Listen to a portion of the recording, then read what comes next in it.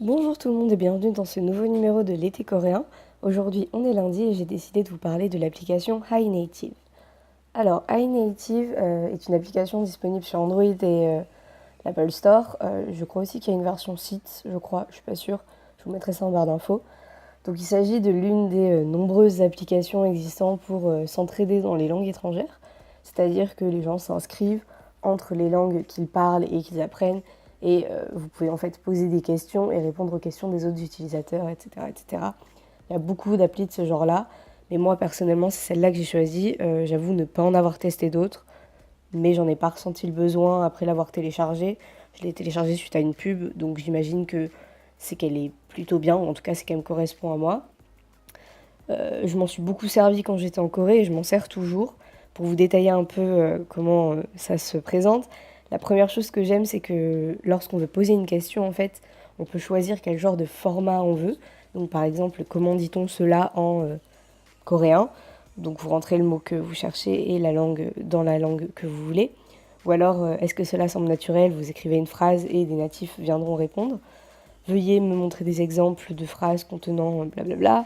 Qu'est-ce que cela signifie? Blabla. J'avoue que j'utilise beaucoup celle-là. Et aussi des questions libres sur la langue, la culture, ce que vous voulez. La communauté est pas énorme non plus. On reçoit quelques réponses, mais ça se bouscule pas. Il y a même des questions des fois auxquelles j'ai pas de réponse, ça dépend.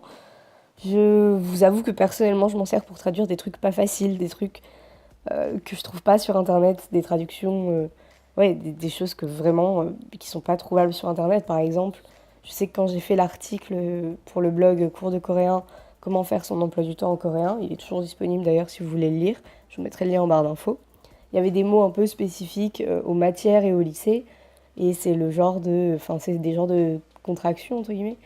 Enfin ouais, vous m'avez compris. Et oui, il n'y avait pas de traduction sur internet, c'était absolument pas trouvable. Enfin, j'ai pas trouvé quoi que ce soit. Ça sortait pas, du coup j'ai posé la question. Même au début, les natifs, bah, ça leur parlait pas vraiment. On me disait que je m'étais sûrement trompée. Quand j'ai envoyé en fait mon emploi du temps en photo, ils ont commencé à comprendre et à faire le lien, à me dire ah d'accord, en fait c'est un diminutif pour ça, ça, ça, et ainsi de suite. Et c'est comme ça en fait que j'ai trouvé certaines réponses que j'aurais certainement pas trouvées sans ça. Donc voilà, c'est assez pratique pour ça. S'il y a des choses que vous trouvez vraiment pas sur internet, vous pouvez mettre ça sur iNative et vous tourner vers cette application ou une autre. C'est une bonne idée selon moi. Sur ce, je vous dis à demain. Travaillons ardemment. 열심히 공부하자. Courage, writing.